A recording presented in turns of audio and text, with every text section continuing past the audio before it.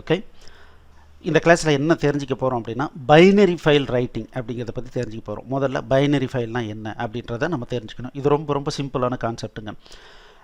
நம்ம டெக்ஸ்ட் ஃபைலை எப்படி ரைட் பண்ணோம்? ஃபஸ்ட்டு ஃபைலை ஓப்பன் பண்ணோம், ரைட் மோட்டில் ஓப்பன் பண்ணோம், அதுக்கப்புறம் டெக்ஸ்ட்டை ரைட் பண்ணோம், அதுக்கப்புறம் ஃபைலை க்ளோஸ் பண்ணோம். அதே மெத்தட் தான் இதுலேயும் ஃபாலோ பண்ண போகிறோம். ஃபைலை ஓப்பன் பண்ணணும், அதுக்கப்புறம் என்ன பண்ண போகிறோம் அப்படின்னா பைனரி கண்டென்ட்டை ரைட் பண்ண போகிறோம், அதுக்கப்புறம் க்ளோஸ் பண்ண போகிறோம். அப்போ ஓப்பனிங் க்ளோசிங் அப்படிங்கிறது எல்லா ஃபைல் ஆப்ரேஷனுக்கும் காமன் தான்.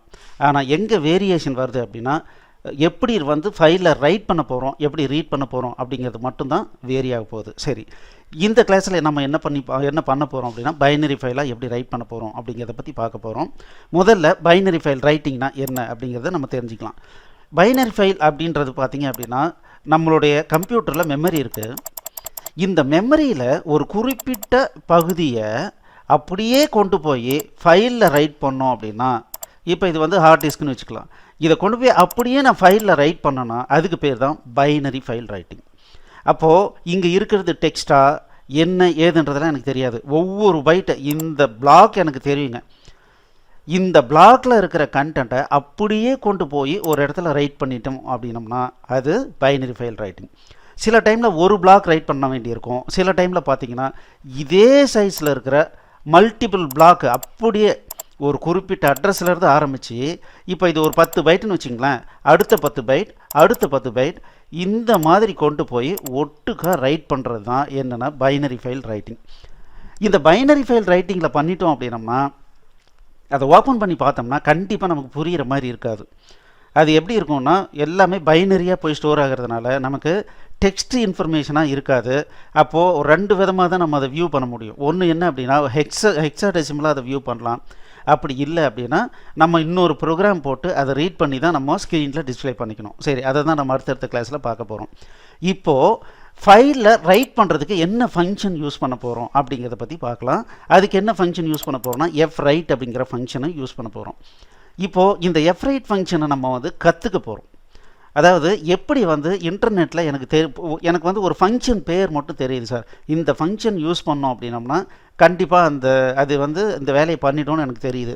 ஆனால் அந்த ஃபங்க்ஷனுக்கு என்ன இன்புட் கொடுக்கணும், அது என்ன ரிட்டர்ன் பண்ண போகுது எதுவுமே எனக்கு ஞாபகம் இல்லை தெரியல அப்படின்னு வச்சுக்கோங்களேன். அப்போ நம்ம என்ன பண்ணுவோம், எடுத்தோன்னா கூகுள் பண்ணுவோம். அப்போது சி ப்ரோக்ராமிங் ரைட் சின்டாக்ஸ் அப்படின்னு டைப் அடிச்சிங்க அப்படின்னா உங்களுக்கு அந்த ஃபங்க்ஷனை பற்றிய சின்டாக்ஸ் நமக்கு கிடைச்சிரும். ஸோ நம்ம ஃபஸ்ட்டு ஸ்டார்டிங் பாயிண்ட்டு இந்த சின்டாக்ஸ் அப்படிங்கிற லைன் தாங்க. இந்த சின்டாக்ஸ்ன்ற லைனை நம்ம படித்து தெரிஞ்சுக்கிட்டோம் அப்படின்னம்னா நீங்கள் எப்பேற்பட்ட லாங்குவேஜையும் மாஸ்டர் பண்ண முடியும். ஸோ ஃபஸ்ட்டு நான் இதை பார்த்தோன்னே என்னடா ஏதோ ஜங்க் மாதிரி இருக்குது, ஏதோ கசாமுசான்னு இருக்குது, இதை போய் நம்ம எப்படி புரிஞ்சிக்கிறது அப்படின்றது எனக்கு ஒரு ஃபியர்னஸ் இருந்துச்சு. அதுக்கப்புறம் ஒருத்தர் எனக்கு சொல்லி கொடுத்தாரு, இப்படி தான்ப்பா, இது ஒன்றும் பெரிய விஷயம் இல்லை அப்படின்னாரு. அந்த மெத்தட் தான் இப்போ நான் உங்களுக்கு சொல்லி கொடுக்க போகிறேன். அது தெரிஞ்சிருச்சுன்னா இந்த மாதிரி எந்த ஃபங்க்ஷனையும் நீங்கள் ரீட் பண்ண முடியும். சரி, இப்போது ரைட் அப்படிங்கிற ஃபங்க்ஷன் எதுக்கு அப்படிங்கிறத பார்க்கலாம். ரைட்ன்ற ஃபங்க்ஷனை பற்றி இங்கே கொடுத்துருக்கான். Write function writes the data specified by the void pointer PTR to the file. So இப்போ பார்த்தீங்க அப்படின்னா இந்த பிடிஆர் அப்படிங்கிறது ஒரு பாயிண்டர். இந்த பாயிண்டர் எதை குறிக்குது அப்படின்னா நான் ஏற்கனவே உங்களுக்கு சொன்னேன், நான் எந்த குறிப்பிட்ட புள்ளியிலேருந்து எந்த குறிப்பிட்ட ஸ்டார்டிங் பாயிண்ட்லேருந்து நான் அப்படியே ரீட் பண்ணி ஃபைலில் கொண்டு போய் ரைட் பண்ணுன்னு சொல்கிறனோ இதுதான் பிடிஆர்னு சொல்கிறாங்க. இதுதான் ஸ்டார் பிடிஆர்னு சொல்கிறாங்க. மெமரியினுடைய ஒரு குறிப்பிட்ட ஸ்டார்டிங் அட்ரஸை தான் ஸ்டார்ட் பிடிஆர் அப்படின்னு குறிப்பிடுறாங்க. சரி, அப்போது இந்த ஃபஸ்ட் ஐட்டம் என்னன்னு தெரிஞ்சு போச்சு. இந்த ஃபஸ்ட் ஐட்டம் என்ன சொல்லுதுன்னா எந்த ஸ்டார்டிங் பாயிண்ட்லேருந்து நான் ரைட் பண்ணணும், எந்த ஸ்டார்டிங் பாயிண்ட்லேருந்து ரீட் பண்ணி நான் ரைட் பண்ணுமோ அந்த ஸ்டார்டிங் பாயிண்ட்டை இங்கே கொடுக்குறேன். சரிங்க, அதுதான் இங்கே கொடுத்துருக்கு. PTR it points to the block of memory which contains the data items to be written. So இங்கே நம்ம ஏற்கனவே பார்த்தோம், இதுதான் டேட்டா ஐட்டம்ஸ். இது ஒரு 10 பைட்டு, இது ஒரு 10 பைட்டு, இது ஒரு 10 பைட்டு. சில டைமில் 3 பிளாக் ஒட்டுக்கா எழுதலாம், 10 பிளாக் ஒட்டுக்கா எழுதலாம், இல்லைனா ஒவ்வொரு பிளாக்காக கூட நம்ம எழுதலாம். அப்போது இதை தான் என்னன்னு சொல்கிறாங்க அப்படின்னா டேட்டா ஐட்டம்ஸ் அப்படின்னு சொல்கிறாங்க. அப்போ இது புரிஞ்சிடுச்சு. ரைட்டு. ரெண்டாவது என்னென்னா இந்த வேரியபிள் நேமை பாருங்கள். இந்த வேரியபிள் நேம் தான் நமக்கு எப்போவுமே புரிகிற மாதிரி கொடுப்பாங்க. சைஸ் சைஸ் அப்படிங்கிறது என்னன்னா it specify the number of bytes of each item to be written. அப்படின்னா என்ன அர்த்தம், இந்த இடத்துல நான் என்ன அஸ்யூம் பண்ணேன், 10 பைட்டாக 3 பிளாக் இருக்குங்க. இந்த 3 பிளாக்கையும் கொண்டு போய் ரைட் பண்ணணும்னு நான் சொன்னேன். அப்போது இந்த ஒரு பிளாக்னுடைய சைஸ் என்ன, 10 பைட்டு. அதை தான் நம்ம என்ன பண்ணுறோன்னா இங்கே ரெண்டாவதாக சைஸ் அப்படிங்கிறதுல சொல்கிறாங்க. மூணாவது N, it is the number of items to be return. இது இந்த ஒரு ஐட்டத்தினுடைய சைஸ் அப்படிங்கிறது இங்கே கொடுத்துட்டோம். இங்கே எத்தனை அந்த மாதிரி ஐட்டம் இருக்குது. இப்போ நம்ம கேஸில் பார்த்தீங்கன்னா 3 பிளாக் இருக்குது. அப்போ என்ன ஆகும், இது 10 இது 3ன்னு மாறிடும். அவ்வளோதான். அடுத்தது பார்த்தீங்கன்னா எங்கே கொண்டு போய் ரைட் பண்ணுமோ அது இங்கே FP. It is a pointer to the file where data items will be written. அப்போது இது எதை குறிக்குதுன்னா எங்கே கொண்டு போய் ரைட் பண்ணணும் அப்படிங்கிறத இது குறிக்குது. சரி, அப்போது எனக்கு புரிஞ்சிருச்சு. நான் மெமரியில் எந்த குறிப்பிட்ட ஸ்டார்டிங் பாயிண்ட்லேருந்து ரீட் பண்ணி எத்தனை பைட் ரீட் பண்ணோம், அந்த மாதிரி எத்தனை பிளாக்கை ரீட் பண்ணி எங்கே கொண்டு போய் ரைட் பண்ணணுன்றதை இங்கே கொடுத்துட்டேன். அப்போ இது என்ன பண்ணுதுன்னா சைஸ் டி ரிட்டர்ன் பண்ணுது. அந்த சைஸ் டிங்கிறது என்ன அப்படின்னா ஆக்சுவலாக எத்தனை ரிட்டர்ன் ஆச்சு. சில டைமில் பார்த்தீங்கன்னா ஒரு பிளாக் ரைட் ஆகிருக்கும், ஆனால் அதுக்கப்புறம் என்ன ஆகும் அப்படின்னா ஏதோ எரர் வந்து ரிட்டர்ன் ஆகிருக்கும். அப்போ என்ன ஆகும், 1ன்னு ரிட்டர்ன் ஆகும். சக்ஸஸ்ஃபுல்லாக 3 பிளாக்கும் நான் 3 பிளாக் ரைட் பண்ண சொல்கிறேன், 3மே ரைட் ஆகிடுச்சுன்னா இந்த ஃபங்க்ஷன் என்னன்னு ரிட்டர்ன் பண்ணோம், ஒரு நம்பரை ரிட்டர்ன் பண்ணோம், அது 3ன்னு வரும். அப்போது இந்த ஃபங்க்ஷன் எனக்கு என்னன்னு புரிஞ்சிடுச்சு. ஓகே, இப்போ இந்த ஃபங்க்ஷனை எப்படி புரிஞ்சிக்கிறதுன்னு தெரிஞ்சுக்கிட்டீங்க. இதை பேஸ் பண்ணி இவ்வளோதாங்க, இது ஒரு பெரிய விஷயம்லாம் கிடையாது. இந்த மாதிரி எந்த ஒரு ஃபங்க்ஷனாக இருந்தாலும் நீங்கள் கூகுளில் சர்ச் பண்ணி கொஞ்சம் டைம் ஸ்பெண்ட் பண்ணிங்கன்னா ஈஸியாக புரிஞ்சிக்கலாம். என்ன அதுக்கு பாஸ் பண்ண போகிறோம், என்ன அது வேலை பண்ண போகுது, ஃபைனலாக அது என்ன ரிட்டர்ன் பண்ண போகுது. இதை தவிர எந்த சி ஃபங்க்ஷனும் எதையுமே எக்ஸ்ட்ராவாக பண்ண போகிறதில்ல. சரி, இப்போது நாம் ஒரு ப்ரோக்ராமை ரைட் பண்ண போகிறோம். ஓகே,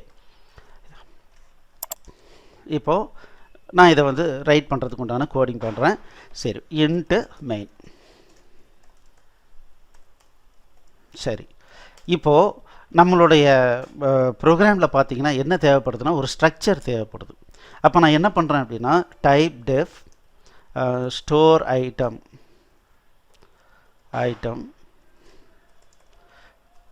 அதுக்கு பேர் வந்து ஸ்டோர் ஐட்டம் அப்படின்னு பேர் கொடுத்துக்கிறேன். Typedef struct store item.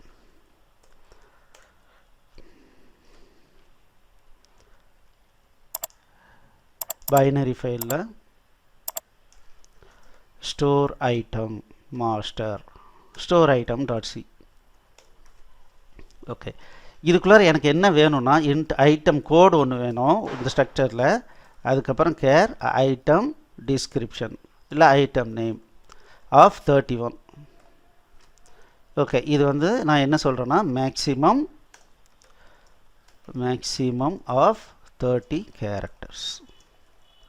அவ்வளோதான். ஓகே, இப்போ இதுதான் என்னுடைய ஸ்ட்ரக்சர். இதுக்கு மேலே நான் ஸ்ட்ரக்ட் ஸ்டோர் ஐட்டம்னு சொல்ல தேவையில்லை. நான் என்னென்னு சொல்ல போகிறேன், ஸ்டோர் ஐட்டம் அப்படின்னாவே நான் இந்த ஸ்ட்ரக்சரை தான் ரெஃபர் பண்ண போகிறேன். அதுக்கு தான் என்ன யூஸ் பண்ணியிருக்கேன்னா டைப் டெஃப்ன்ற நேமை யூஸ் பண்ணியிருக்கேன். அப்படின்னா என்ன அர்த்தம் அப்படின்னா ஆக்சுவலாக ஸ்ட்ரக்ட்டுன்னு நம்ம டிஃபைன் பண்ணிவிட்டு அதுக்கப்புறம் ஒவ்வொரு இடத்துலையும் ஸ்ட்ரக்ட் ஸ்டோர் ஐட்டம் ஒரு வேரியபிளை டிஃபைன் பண்ணலாம். அதுக்கு பதிலாக ஸ்ட்ரக்ட் ஸ்டோர் ஐட்டம் அப்படிங்கிறதுக்கு டைப் டெஃப்னா நான் ஷார்ட் நேம் கொடுக்குறேன்னு அர்த்தம். என்னென்னு ஷார்ட் நேம் கொடுத்துருக்கேன், ஸ்டோர் ஐட்டம் ஷார்ட் நேம் வந்து நான் இப்போ கொடுத்துக்கிட்டேன். ஓகே, இப்போ நான் என்ன பண்ணுறேன் அப்படின்னா ஃபைல் ஆப்ரேஷன் பண்ணுறேன். என்ன ஃபைல் ஸ்டார் எஃப். சரி, ஒரு ஃபைல் எனக்கு தேவைப்படுது. அதுக்கப்புறம் ஸ்டோர் ஐட்டம் ஸ்டார் ஐட்டம்னு ஒன்று வச்சுக்கிறேன். சாரி, ஐட்டம்னு ஒன்று வச்சுக்கிறேன். சரி, இப்போது இந்த ஐட்டம் அப்படிங்கிறத நான் ஒரு இதில் ஸ்டோர் பண்ணிக்கிறேன். Item dot item code equals 1ன்னு வச்சுக்கிறேன். Item dot item name equals சரி பென்சில்னு வச்சுக்கிறேன். இப்போது இந்த ஸ்டோர் ஐட்டம் அப்படிங்கிற இந்த ஸ்ட்ரக்சர் டேட்டாவை நான் என்னுடைய ஃபைலில் ரைட் பண்ணோம். சரி, அதுக்கு நான் என்ன பண்ணுறேன் அப்படின்னா char file name equals within கொட்டேஷனில் கரண்ட் ஃபோல்டரில் ஸ்டோர் ஐட்டம் டாட் பின். நார்மலாக பைனரி ஃபைலை பிஏஎன் அப்படின்னு கொடுக்கலாம், இல்லை டிஏடின்னு கொடுக்கலாம். எப்படி நமக்கு வசதியோ அப்படி கொடுத்துக்கலாம். நான் வந்து பின்னு கொடுக்குறேன், இல்லை டிஏடினே இருக்கட்டும். ஓகே, இப்போது ஃபைலை நான் ஓப்பன் பண்ண போகிறேன். என்னென்னு ஓப்பன் பண்ண போகிறேன்? f equals F open. எந்த ஃபைலை ஓப்பன் பண்ணோம்? நான் இங்கே ஃபைல் நேம் வச்சுருக்கேன், அந்த ஃபைலு. இப்போது என்ன மோடில் ஓப்பன் பண்ணோம்? ரைட் இன் பைனரி மோடு. ரைட் இன் பைனரி மோடில் நான் ஓப்பன் பண்ணிக்கிறேன். இப்போ ஃபைலை ஓப்பன் பண்ணியாச்சு. இப்போது இங்கே ரைட் பண்ணுங்க. So right the content. சரி, எப்படி ரைட் பண்ண போகிறேன்? எஃப் ரைட் ஆஃப், முதல்ல என்ன கொடுக்கணும்? ஸ்டார்டிங் பாயிண்ட்டை கொடுக்கணும். That is address of item. இந்த ஐட்டம் அப்படிங்கிறது ஒரு பிளாக் ஆஃப் மெமரி. அதனுடைய அட்ரஸை நான் பாஸ் பண்ணணும்னா என்ன பண்ணணும்? அட்ரஸ் ஆஃப் ஐட்டம் கொடுக்கணும். எப்போல்லாம் ஸ்டார் நம்ம பார்க்குறோமோ அப்போ நம்ம என்ன கொடுக்கணும்? அதனுடைய ஸ்டார்டிங் அட்ரஸை கொடுக்கணும். அதனால் என்ன பண்ணியிருக்கேன்? அட்ரஸ் ஆஃப் ஐட்டம் கொடுத்துருக்கேன்.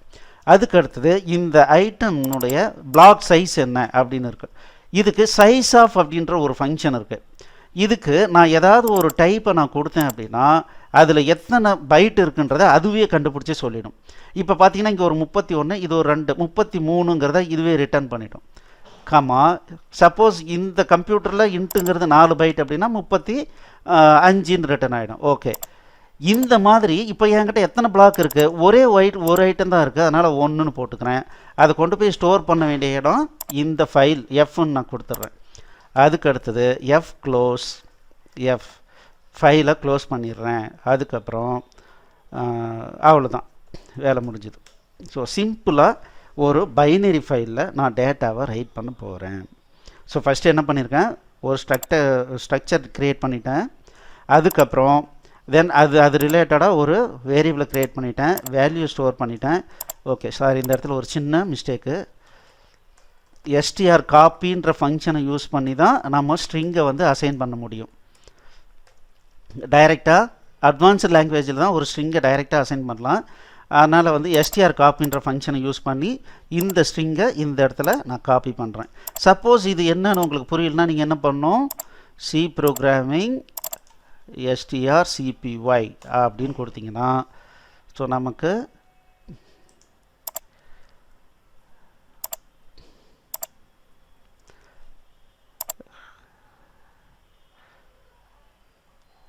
ஓகே, இங்கே பாருங்கள், இது டெஸ்டினேஷன். எங்கே கொண்டு போய் காப்பி பண்ணுமோ அதனுடைய அட்ரஸையும் எங்கேருந்து காப்பி பண்ணுமோ அதனுடைய ஸ்டார்டிங் அட்ரஸையும் கொடுத்தோம் அப்படின்னோம்னா என்னாகும்? இங்கேருந்து ஒவ்வொரு பைட்டாக காப்பி ஆகி அது டெஸ்டினேஷனுக்கு போய் காப்பி ஆகிடும்னு சொல்கிறாங்க. அப்போ இந்த மெத்தடை யூஸ் பண்ணி நம்ம என்ன பண்ணியிருக்கோம்? டேட்டாவை காப்பி பண்ணிட்டோம் ஐட்டம் நேமுக்கு. அதுக்கப்புறம் என்ன பண்ணிட்டோம்? எஃப் ஓப்பன் ஃபைலை வந்து பைனரி மோடில் ஓப்பன் பண்ணால் WBன்னு ஸ்பெசிஃபை பண்ணோம். அடுத்தது ரைட் பண்ணுறோம், அடுத்தது க்ளோஸ் பண்ணுறோம். ஓகே, இதை பில்டு பண்ணுறேன். ஓகே, ஃபைல் அப்படிங்கிறது அன்டிக்ளேர்டு வேரியபிள்னு சொல்கிறோம். அப்போ அதனால் என்ன பண்ணிக்கிறேன்? இன்க்ளூட் stdio.h இன்க்ளூட் பண்ணிக்கலாம். அதே மாதிரி இங்கே வேறு ஏதாவது எரர் இருக்கா?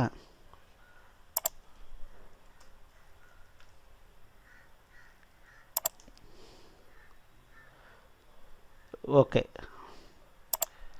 ஸோ இப்போ பார்த்தீங்கன்னா கரெக்டாக பில்ட் ஆகிடுச்சு.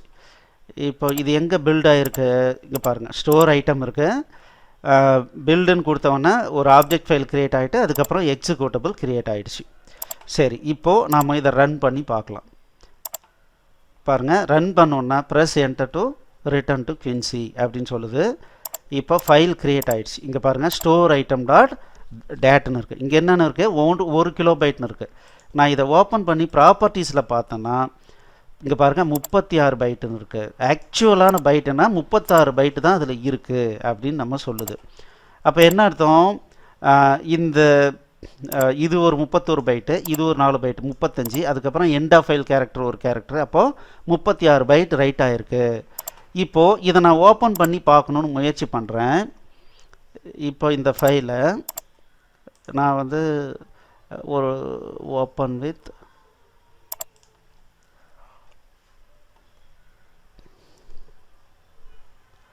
இப்போ நோட்பேட்++ல் ஓப்பன் பண்ணுறேன்.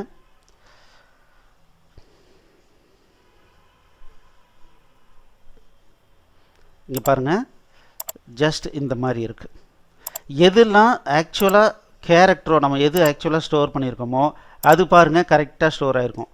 வேறஸ் இந்த நம்பர் எதுவுமே நமக்கு ஸ்டோர் ஆகாது, வேறு இடத்துல இருக்கிறதெல்லாம் எதுவும் ஸ்டோர் ஆகாது. சரி, இந்த ஃபைலை நம்ம எப்படி வியூ பண்ணுறதுங்கிறத அடுத்த கிளாஸில் நம்ம பார்க்கலாம். தேங்க்யூ. இப்போ நீங்கள் என்ன பண்ணணுன்னா, இந்த ப்ரோக்ராமை நீங்களே ஒரு முறை ட்ரை பண்ணுங்கள். ட்ரை பண்ணி இதே மாதிரி சக்ஸஸ்ஃபுல்லாக க்ரியேட் ஆகுதான்னு பாருங்கள். பார்த்துட்டு அடுத்த கிளாஸ்க்கு வாங்க. தேங்க்யூ.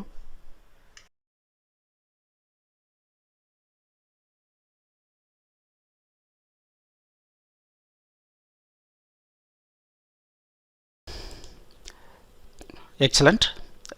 இந்த வீடியோ உங்களுக்கு பிடிச்சிருந்தால் லைக் பண்ணுங்கள், எங்கள் சேனலுக்கு சப்ஸ்கிரைப் பண்ணுங்கள், இந்த வீடியோவை ஷேர் பண்ணுங்கள், குறிப்பாக உங்களுடைய கமெண்ட்ஸ் எழுதுங்க.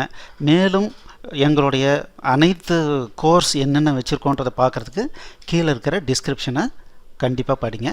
தேங்க்யூ.